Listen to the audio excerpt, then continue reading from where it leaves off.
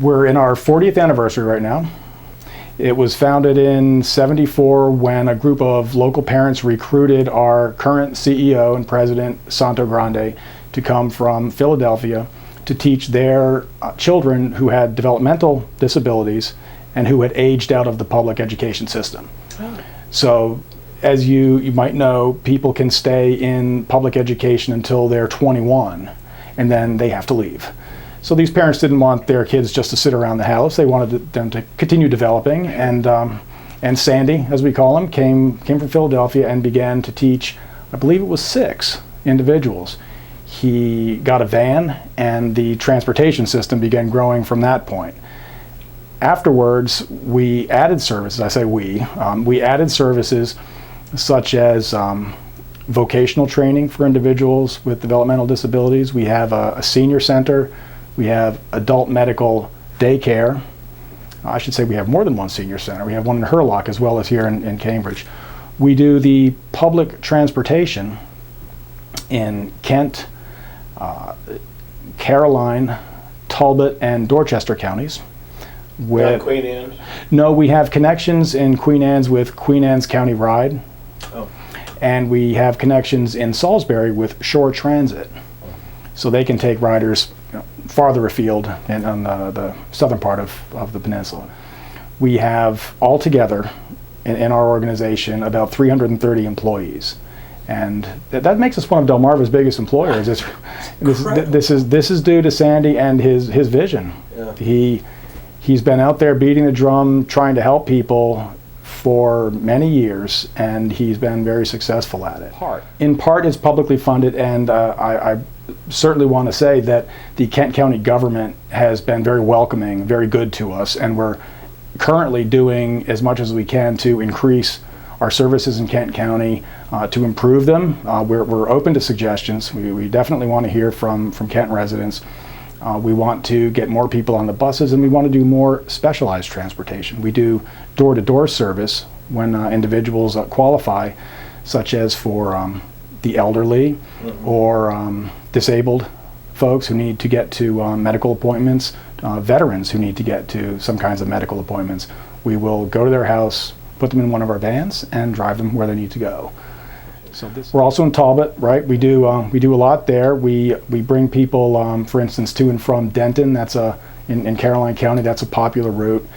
Here in Cambridge, we bring people not only around town, but to and from Salisbury and Easton. So these are viable transportation options that a lot of folks use, and we want to keep talking about it. We want to keep telling everybody that this is a good way to go shopping. We know there are people who could not go to college at Y Mills were it not for our buses. That's right, and it's all the more important nowadays when we have high gas prices, when more people are moving out to these areas, these rural areas. In particular, our aging population, that's something that is actually a pretty hot topic in rural transportation circles. What does an older gentleman or lady do when he or she's living by himself, can't drive anymore? All of a sudden, the nice little house in the country can seem mighty isolated.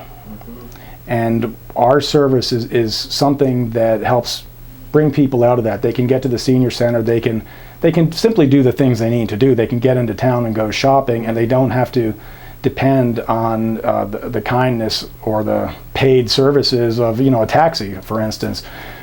So that's a very important aspect of what we do. So it's good to mention that a person could get on one of our buses in Rock Hall, for instance, and go all the way to Salisbury for $1.50. That's amazing. That's a good deal. How difficult or how often do you change your route structure?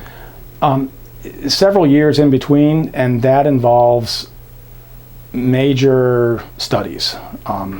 That's not something we can do on our own. It has to be done in conjunction with the state. I think it's kind of expensive. We have to get some consultants in on the job, and it's very complicated. We are willing to do it as necessary, but until we have say a new population center open up, we might not have to. So as it is now, we like to get people on the routes as they are.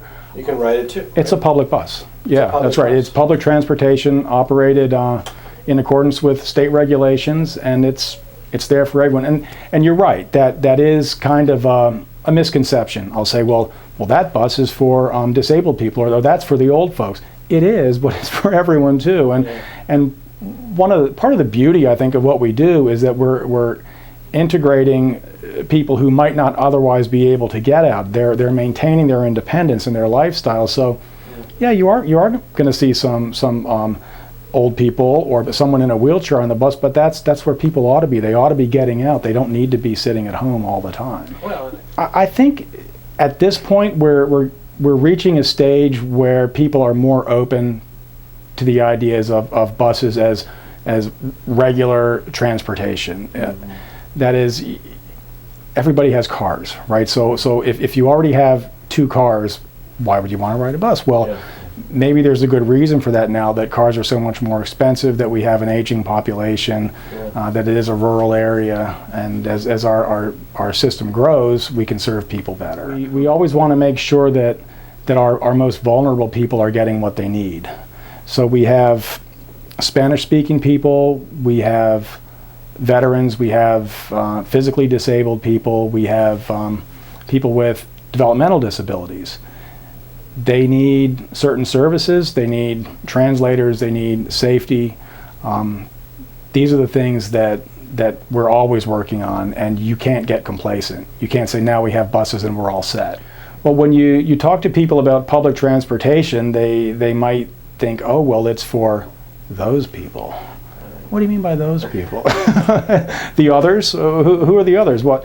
Well, frankly, are you worried about poor people? All right, some people don't have as much money as others, or maybe they don't speak English, or maybe they're in a wheelchair. But these rides are very valuable to certain folks. So what's the value of a job? What's the value of a trip to kidney dialysis? We have people who use our public transportation to get kidney dialysis, to go to chemotherapy.